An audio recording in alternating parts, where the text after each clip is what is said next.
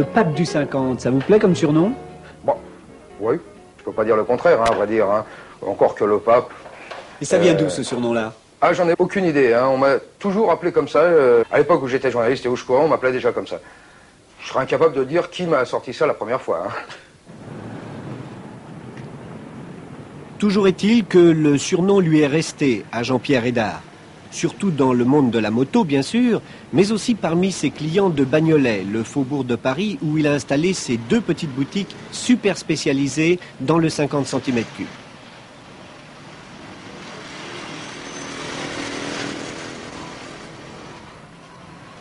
Jean-Pierre Hédard, c'est 1m60 et 65 kg de vitalité, d'esprit de persuasion pour vous convaincre qu'un 50 cm3, eh bien ça vaut le détour.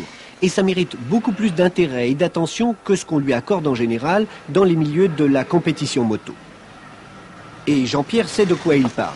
Parce que, en dehors d'un solide sens des affaires, il possède une connaissance approfondie du pilotage, de la mécanique et des secrets de gonflage d'un moteur.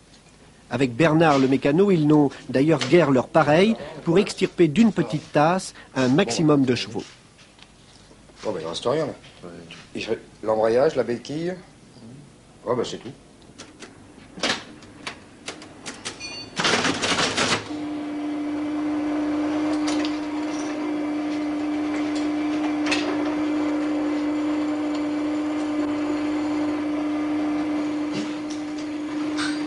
Mais à propos, pourquoi le 50 cm3? Pourquoi une telle spécialisation dans une cylindrée un peu ingrate? Personne ne voulait s'en occuper. Hein. J'ai été utilisateur de 50 avant de m'en occuper. Et personne ne voulait s'occuper de moi. Ce qui fait que quand j'ai quitté le journalisme, j'ai tenté de faire quelque chose dans cette direction-là. Comme personne s'en occupait et que personne s'en occupe toujours à l'heure actuelle, c'était une gageure au début. C'en est plus une maintenant puisque tout le monde cherche à m'imiter. Donc c'est que j'avais pas vraiment trouvé le mauvais créneau. Hein. Les gens veulent pas s'en occuper parce qu'on gagne pas grand-chose sur un 50 par rapport à une grosse cylindrée. C'est toujours embêtant d'aller chercher des toutes petites pièces. Bon, ils n'ont pas voulu s'en occuper, je crois qu'ils ont eu tort. Hein. Si on prend l'exemple d'une gamme, un marchand de moto fait une gamme et il a de la plus petite à la grosse cylindrée, mais toujours dans la même marque. Il n'a pas de problème de pied détaché parce que il a affaire à un seul constructeur. Dans le 50, il y en a 200, 350, 300 modèles différents qui ont chacun une particularité. Ça semble au départ un embrouillis absolument innommable. En fin de compte, c'est pas plus compliqué qu'autre chose. Seulement, il faut connaître son matériel, hein, c'est tout.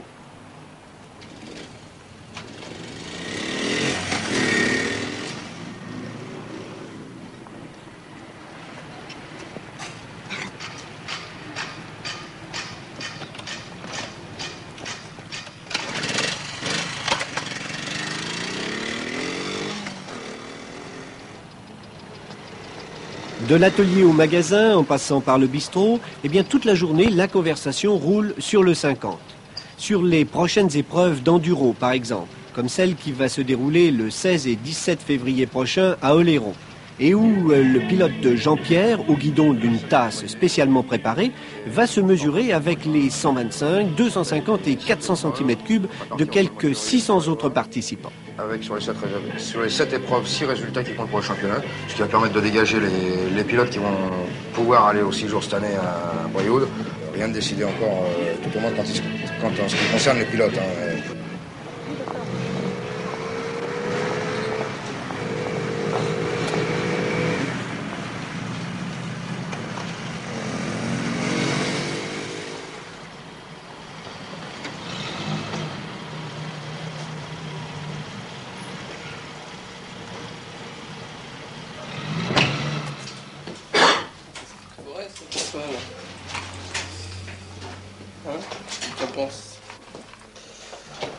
Pardon monsieur, s'il vous plaît, je voudrais un petit renseignement. Que conseillez-vous actuellement pour un jeune qui voudrait faire de la moto tout-terrain?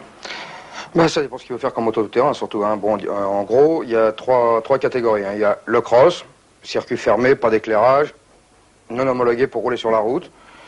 Les machines de trial, comme celle-ci. Les machines d'enduro, comme celle-ci.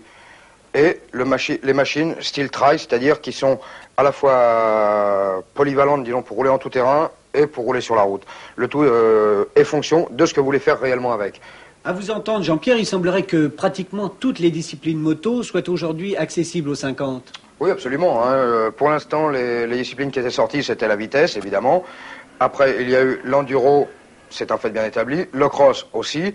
Il restait que le trial où les machines n'existaient pas. Depuis cette année, enfin fin de l'an dernier, et maintenant, c'est une chose bien faite. Hein. Le salon de Milan vient de se terminer. Tous les constructeurs ont maintenant pratiquement une gamme de trial dans leur catalogue, mais de vrais trials, c'est-à-dire de machines réellement adaptées à l'exercice du trial et non plus des machines plus ou moins bricolées pour avoir une approche. Hein. Ce sont des vraies machines.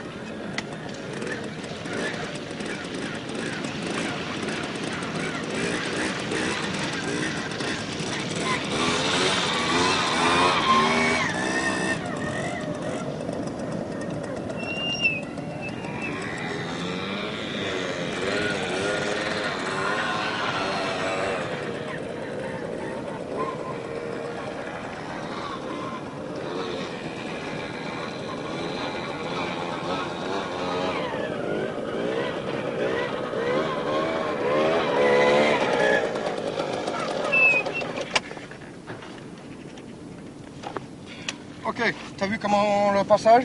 Alors, le petit dévers là, tu descends dans l'eau, tu remontes la petite butte, on redescend, et le dévers derrière pour revenir ici. Ok? Allez.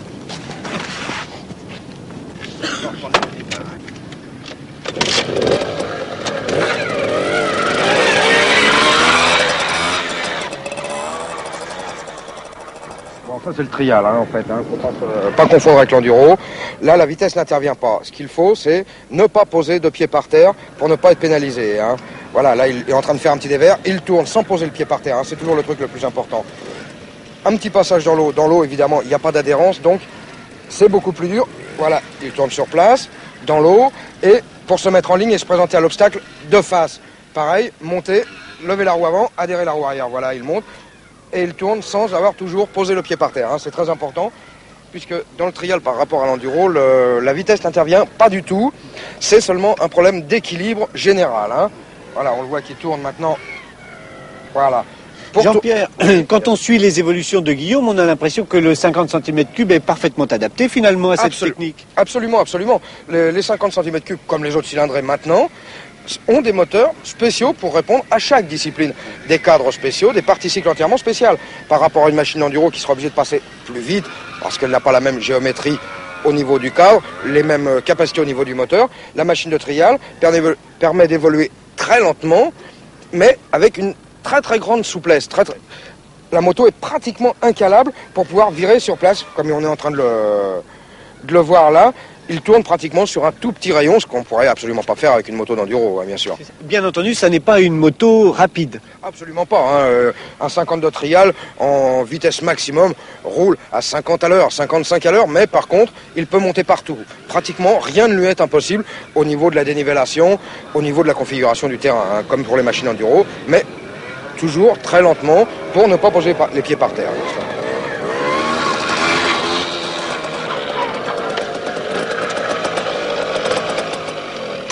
Tous les dimanches à des foules, au lieu de rester à la maison, au lieu de jouer des jeux, on va s'amuser dans les bois. On peut faire de la compétition, même à 14 ans maintenant. Il va y avoir des mesures prises pour qu'on puisse faire du trial. Et puis c'est pas dangereux, ça fait pas de bruit, ça ne détruit pas, alors je pense que c'est bien. Est-ce que savoir faire du trial, ça sert dans la vie quotidienne quand on pilote un cyclomoteur en ville, par exemple? Bah oui, beaucoup pour le réflexe. Pour le freinage, on peut mieux évaluer pour les glissades, par exemple sur la route, si on part en dérapage. Pour les dérapages.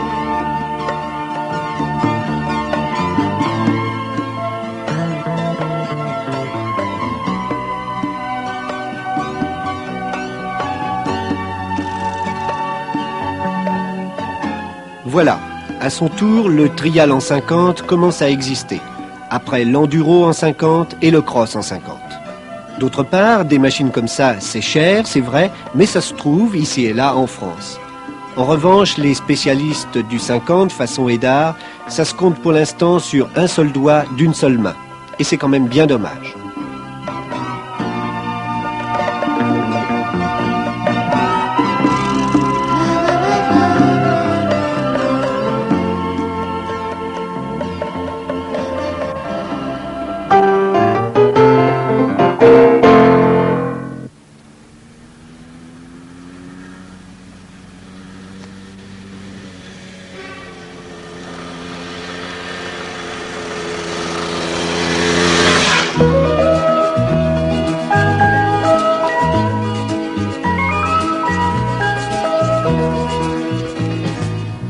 Claude, c'est encore un cyclomoteur ou c'est déjà une moto? Oui, bien sûr, c'est un cyclomoteur, mais il a tout le confort d'une moto, quoi. C'est encore un 49 cm3? Exact, oui. Mais il y a par exemple un réservoir d'essence qui est monumental. Oui, il comprend 13 litres et vous permet de faire beaucoup de routes sans s'arrêter, avec le confort le plus absolu, quoi. Et la selle, effectivement, est déjà une selle moto. Oui, la selle, c'est une belle selle biplace, très souple et très confortable. C'est quasiment une selle 225. Exactement. Si les roues à bâton sont un peu là pour sacrifier à la mode, en revanche, le carter de chaîne étanche est un élément classique chez Zundap, et c'est efficace. En fonction de son poids et de son goût, le pilote pourra régler les amortisseurs sur l'une des 3 positions. Bref, les moindres détails de la partie cycle de cette machine inciteront à débrider le moteur selon la réglementation encore en vigueur. Pour combien de temps, nul ne le sait vraiment d'ailleurs. Et ceci de façon à passer en toute sécurité dans la catégorie vélomoteur.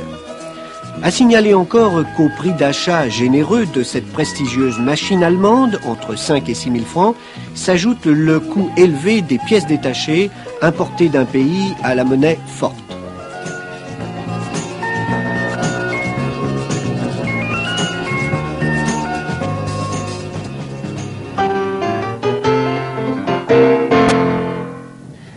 Ça bouge dans le domaine de la compétition en 50 cm3.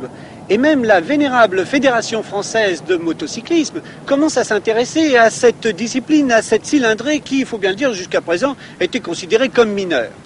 Et c'est à la Ligue de l'Orléanais que revient le mérite d'avoir, pour la première fois, établi un véritable calendrier d'épreuves en 50 cm3 cross. 8 épreuves en fait qui vont s'étaler tout au long de l'année et dont la première se déroulera le 20 janvier, dimanche 20 janvier, à Saint-Georges-sur-Cher, c'est pas très loin de Tours. Si vous avez besoin de renseignements, eh bien adressez-vous à Michel Broual, Le Four à Chaud, 45 250 à Briard. Michel Broual vous donnera un maximum de renseignements, notamment des précisions sur les diverses catégories qui peuvent prendre part à ces compétitions. Cyclo à variateur, cyclo à boîte de vitesse avec carbu de plus ou moins 19 mm. Voilà, eh bien la semaine prochaine nous aurons évidemment une émission bicyclette et vous y êtes chaleureusement conviés. Bonne soirée.